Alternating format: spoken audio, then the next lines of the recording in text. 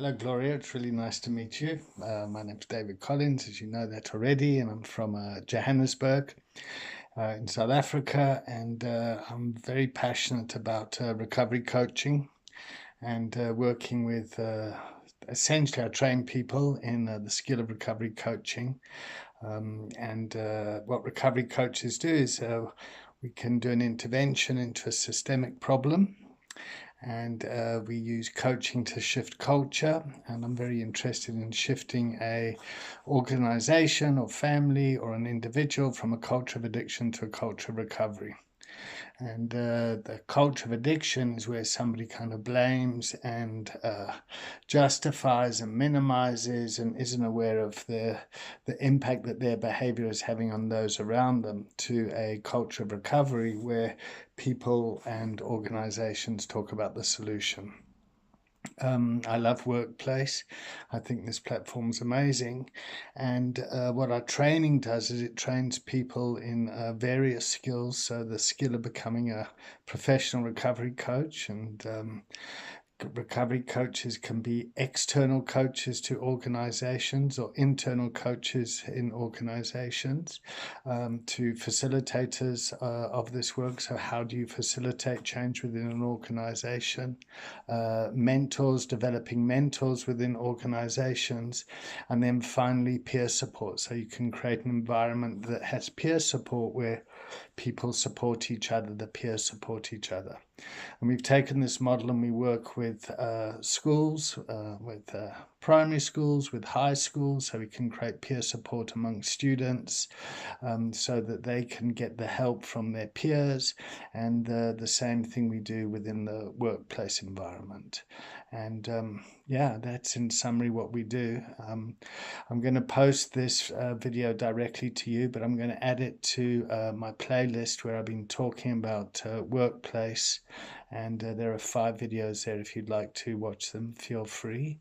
I'm really just very passionate about this stuff, and the way that I see things going forward in the future as workplace kind of rolls out more and more, that you're going to have a multi-company type engagements where employees can or an organization will possibly outsource their employee wellness to a EAP program like they do currently, but one's going to be sitting on a platform like this. And so when somebody does get into a crisis, that help is there available quickly, but instead of it just being a crisis to put out a fire, it's a continuous change and journey as the person gets reintegrated into the workplace environment. I have just to kind of give you a brief history of mine, I run a drug and alcohol rehab in Johannesburg, and we can get people into our clinic and detox people, but the challenge is when we return them back to their environment. So they go back to their family environments and the family environment hasn't changed, or they go back to their workplace environment and the workplace environment hasn't changed.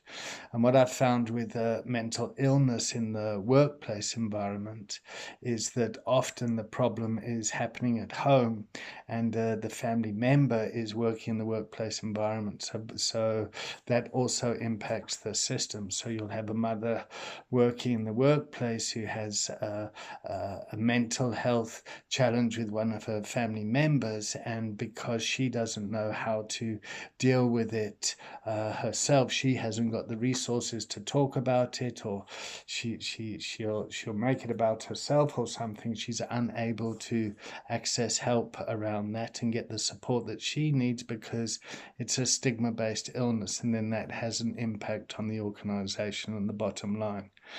Current EAP programs, at best you're going to get, if you get 20% take up, an engagement within the organization, that's really good, and I really believe that we can really improve on that for organizations, and create work environments that are much more supportive around mental health, around diversity, and all the kind of the challenges that we're facing as the world changes and we become more and more connected. And as we're getting more and more connected, we also seem to be getting more and more isolated. So that's my thoughts. It's really nice to meet you. I hope you've managed to watch this video. And yeah, the spirit of Ubuntu basically means we all rise together. And it takes a village to raise a child, and it's all our responsibility. So yeah, I've just, yeah, so great. I hope you watch it and I hope you enjoy it, and I hope this makes is helpful and beneficial for you. All right. Thanks for watching. Bye-bye.